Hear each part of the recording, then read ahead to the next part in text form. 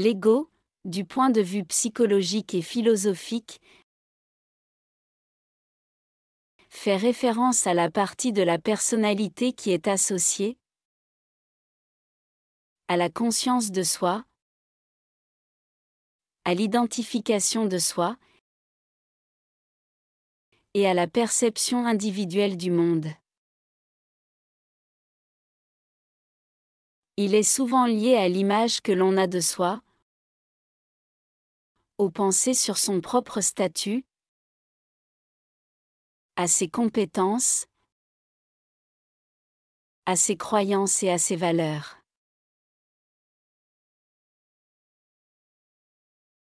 Dans cette vidéo, découvrons un enseignement de Eckhart Tolle, dans lequel, avec beaucoup d'humour et d'habileté, il souligne tous les mécanismes de l'ego.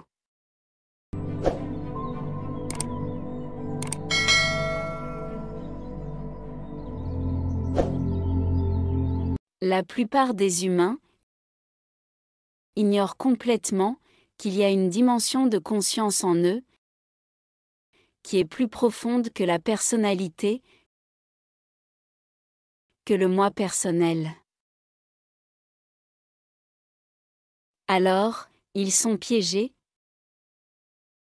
à la surface de la réalité, et ce n'est pas un endroit plaisant à habiter. Vous êtes essentiellement pris par les conditionnements de votre identité, par la personne, le moi égoïque.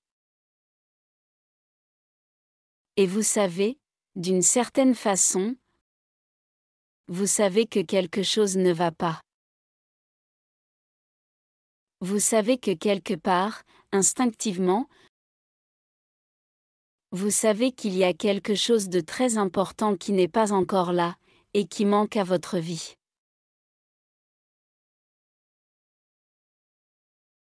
Quelque chose ne va pas. Et la manière, avec laquelle les humains interprètent mentalement tout ce qu'ils perçoivent et ressentent, comme n'allant pas, varie d'une personne à une autre. Quelqu'un pourrait dire que ce qui ne va pas réside dans le fait que tous les êtres humains n'ont pas la même religion que nous, et donc profondément, il y a quelque chose qui ne va pas. Alors, nous devrions soit les convertir, soit les tuer.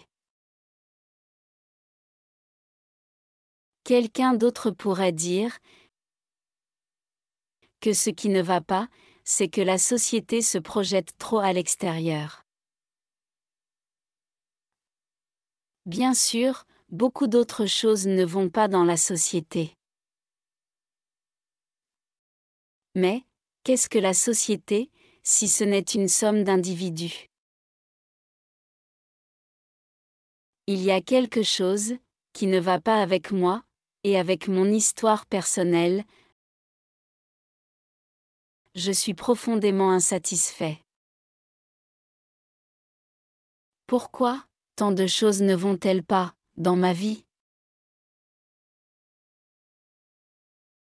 Tous ces trucs ne sont pas censés se produire.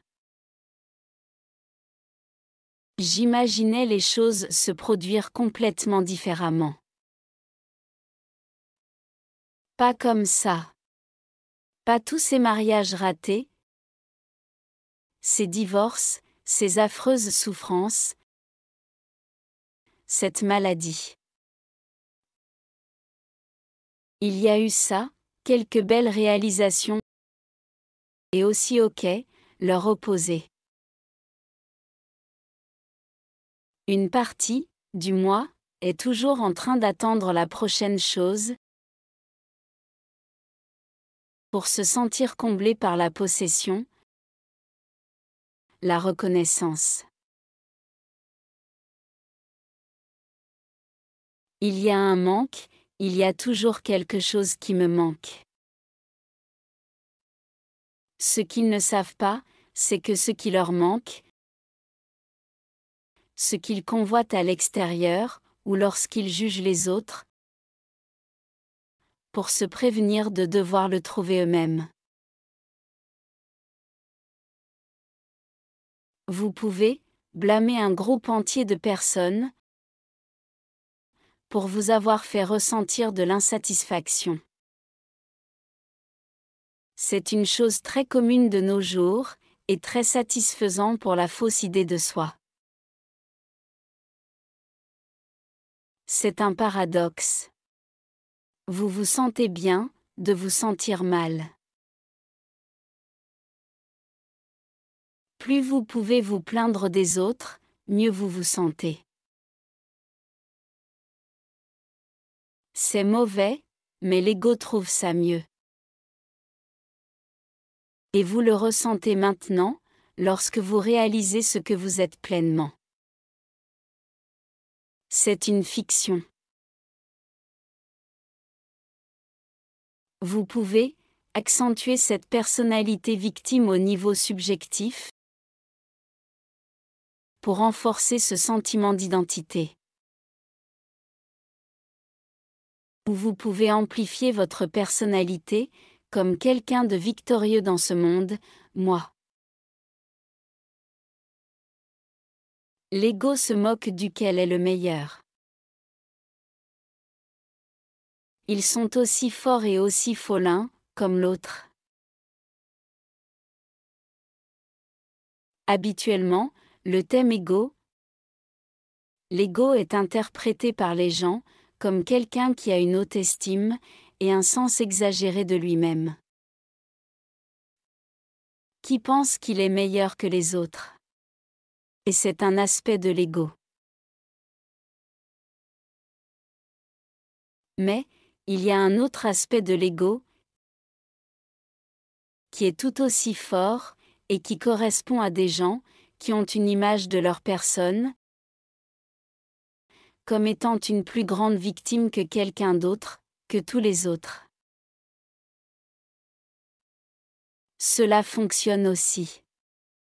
Alors, peu importe ce qui vous correspond davantage.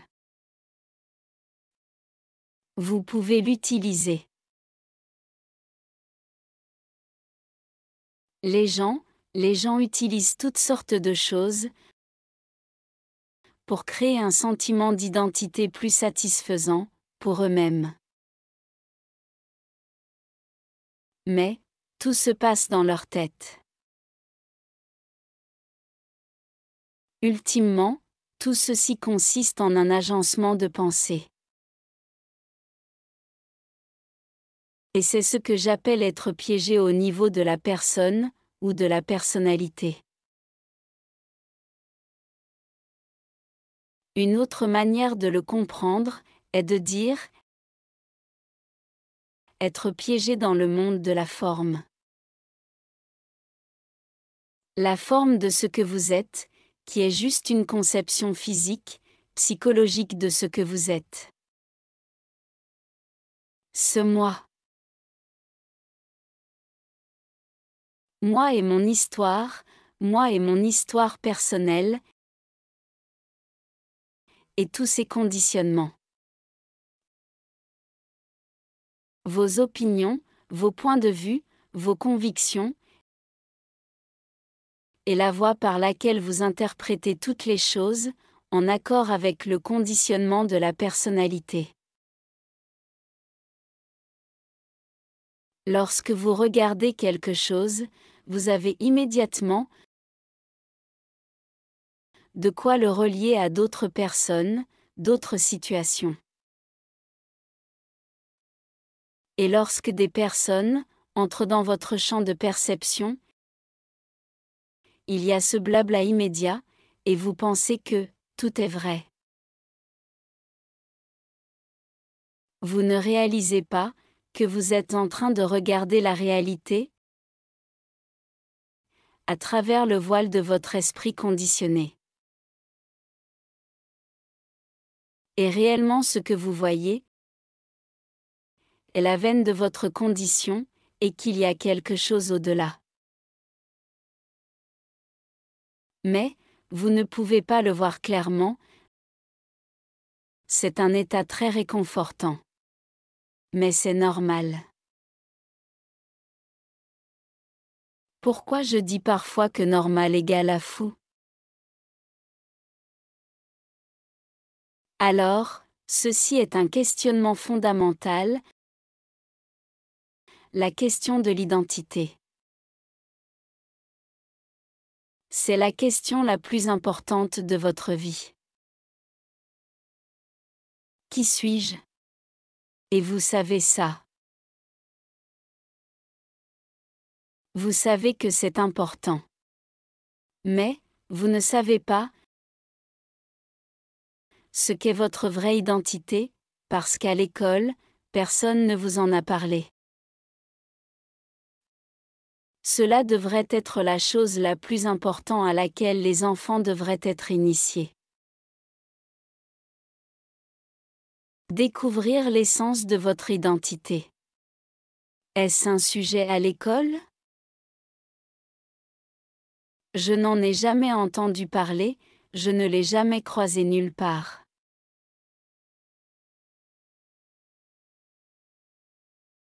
Alors votre identité formelle est reliée aux choses extérieures. Vous vous comparez aux autres, et en fonction de ce qui est le plus approprié, vous amplifiez les aspects de votre personnalité, dans lesquels vous êtes un petit peu supérieur,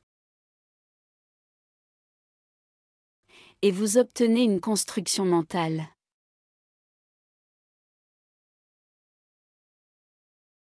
Cela peut être l'histoire de votre famille, que vous soyez issu d'une famille, pas tellement dans le nouveau monde de maintenant. Mais l'ancien monde, un peu plus imprégné par la culture traditionnelle européenne. Vous pensez en arrière. Vous avez votre histoire familiale. Vos ancêtres et cette longue lignée d'ancêtres qui reviennent, et ils sont tous plus importants que le reste de la population. Vous devez ressortir de cette longue lignée d'ancêtres et cela renforce votre identité. Vous avez peut-être un titre. Dans certains pays, ils ont toujours des titres.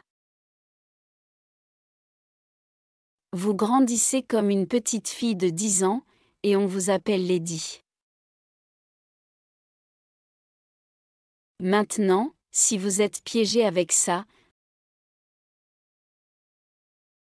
ce n'est pas facile, on vous a attribué un sentiment de particularité et vous savez. L'essentiel, le corps de votre identité est maintenant relié à vos ancêtres, et cela peut vous attraper dès votre lit de naissance, et vous ne saurez jamais que vous êtes pris par ce sentiment d'identité illusoire. Maintenant, la plupart des gens n'ont pas ça. Mais ils peuvent avoir d'autres choses. Ils peuvent avoir plus de possessions que les autres, légués par leur famille, ils ont peut-être des réalisations. Ils sont partis de rien et ils ont réalisé ceci et cela, et ils s'identifient à ces accomplissements.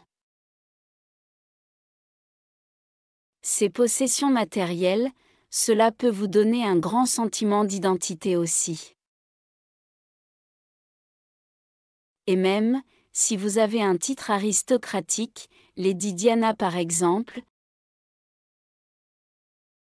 pour revenir dans le passé. Elle ne se sentait pas comblée ni par son titre, ni par ses ancêtres, qui remontent à des centaines d'années en arrière. Elle était très malheureuse, et c'est assez normal. Vous avez votre identité, vous êtes piégé à l'intérieur. Il y a toujours en arrière-plan ce sentiment de mal-être. Bien sûr, vous pouviez avoir un corps plus beau que celui des autres, vous pouvez vous focaliser sur ça. Ça vous donnera un sentiment de supériorité par rapport aux autres, et temporairement une bonne chose. Puis les années passent, puis un jour vient où quand vous regardez dans le miroir, quelque chose a changé, ce joli corps si fort ou si cher, peu importe, quel est le cas. J'ai vu l'autre jour à Sydney, en marchant le long du port, une belle matinée ensoleillée, plaisante, pas chaude, pas plus qu'ici les gens marchaient. Et il y avait un homme, qui avait enlevé sa chemise, et qui marchait parmi cette foule de gens. Et une étrange coïncidence s'est produite. Cet homme, bien sûr, devait l'avoir très chaud, pour qu'il se sente contraint d'enlever sa chemise. Il avait le physique le plus incroyable, extrêmement musclé, très impressionnant et beaucoup de gens le regardaient. Et d'autres essayaient d'éviter de le regarder, et on pouvait sentir à quel point c'était satisfaisant pour lui, de marcher par là. Il se sentait chanceux d'avoir assez chaud, pour pouvoir enlever sa chemise. Et bien sûr, il y avait d'autres égos, des identités égotiques marchant, le regardant, qui se sentaient diminués. Ce qui est normal pour l'ego. Ils se sentent diminués, et regardaient de l'autre côté. Non, je ne suis pas en train de le regarder. Et c'est normal pour l'ego, de se sentir diminué, parce qu'il est toujours en train de se comparer aux autres, et ensuite l'ego, parfois essaie de compenser encore.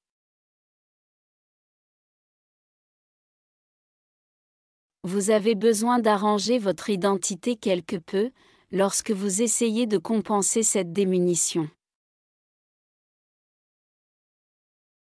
Par exemple, en disant, juste quelques pensées qui compensent le rabaissement de l'ego.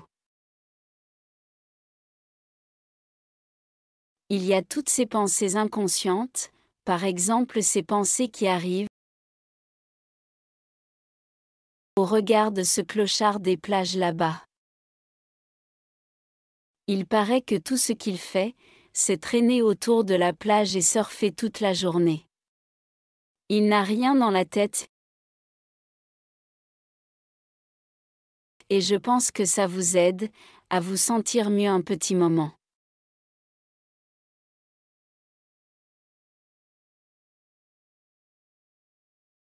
Si vous êtes dans votre grosse voiture, vous pouvez vous sentir supérieur aux autres.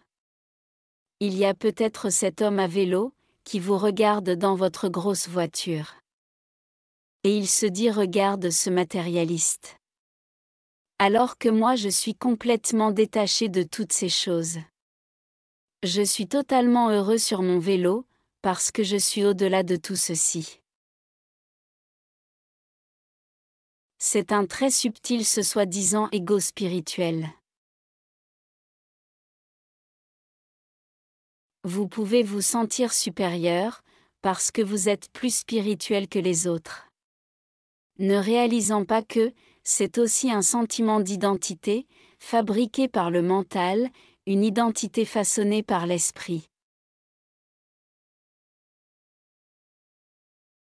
C'est fascinant. Et beaucoup de gens portent une personnalité très malheureuse, essentiellement difficile, douloureuse, qui se plaint ou qui est insatisfaite et c'est ce qu'ils pensent être. C'est un conditionnement de l'esprit. L'émotion qui l'accompagne est aussi un conditionnement de votre esprit. Et alors, la question qui se présente, d'accord, si je ne suis pas ça, si je ne suis pas ça, qui suis-je?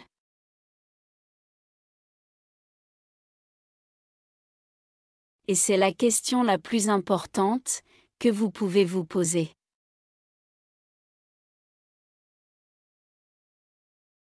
Maintenant, dans la culture populaire, on vous dira que cette question sert à plus de sens que ça. Parce qu'ils croient évidemment que vous êtes votre passé, et que vous êtes ce que vous êtes en tant que personne.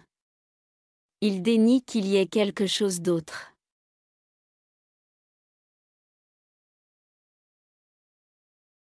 Alors, tel que vous êtes ici, je voudrais suggérer que ce qui est au-delà de la personnalité en vous est déjà éveillé. Et c'est ce qui vous a amené ici, et cela va bien au-delà des choses personnelles.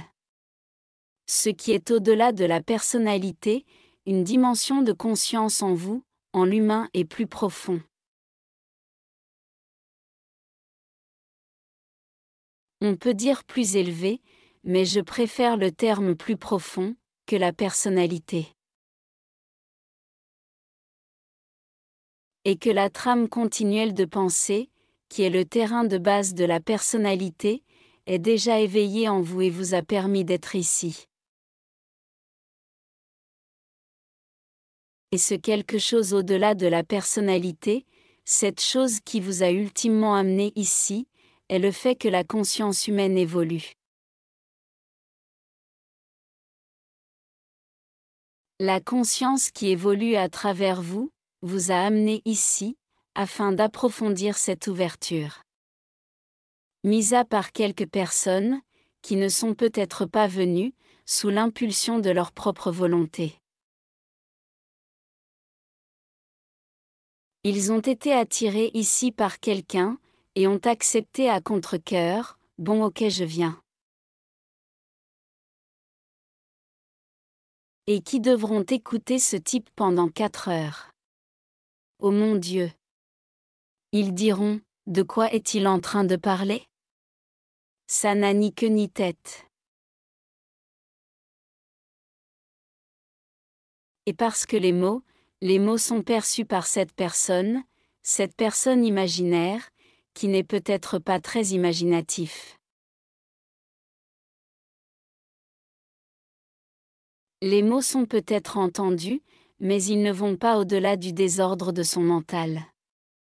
Alors elle est piégée dans cet encombrement de l'esprit, et vous écoutez les mots, mais il n'y a rien en vous qui reconnaît ce qu'ils décrivent. Et tout ce qu'il y a est l'emprise du piège de l'esprit désordonné, et ça donne un message dénué de sens. Alors, il est nécessaire de s'ouvrir un tout petit peu plus au flot des pensées. Et le flot des pensées devrait s'ouvrir légèrement, se fissurer un peu. Et la plupart d'entre vous qui êtes là, sont déjà plus que prêts pour ça. Et dans cette ouverture, les mots peuvent pénétrer, et c'est ce qui fait que le sens des mots est reconnu. L'essence de ce que vous êtes. Au-delà de votre histoire personnelle, l'essence de ce que vous êtes. Quand je dis au-delà de la personnalité, au-delà de votre histoire personnelle, il y a une essence plus profonde de ce que vous êtes.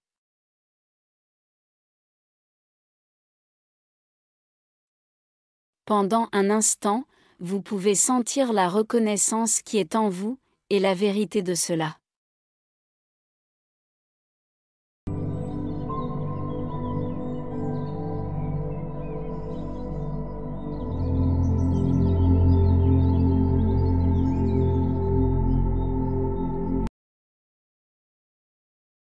On a tendance à penser que l'ego est quelque chose qu'il faudrait faire disparaître. Ou quelque chose contre lequel il faudrait se battre, dissoudre, transcender, voire dépasser. Nous sommes programmés pour avoir cette lecture de la vie. Mais, il y a d'autres manières d'appréhender les choses. Il y a d'autres manières de faire l'expérience de la vie, faire l'expérience de la conscience qui est en soi. 2 astuces pour sortir de l'ego.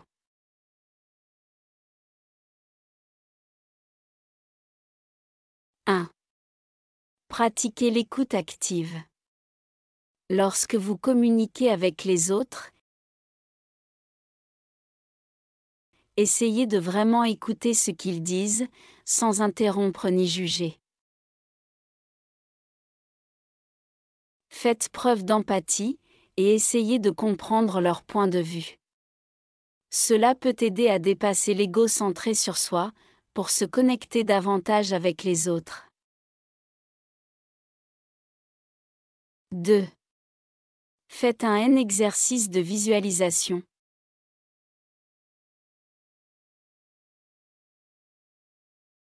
Pratiquez des exercices de visualisation où vous imaginez la dissolution des barrières, entre vous-même et les autres. Visualisez la connexion et l'unité avec l'univers.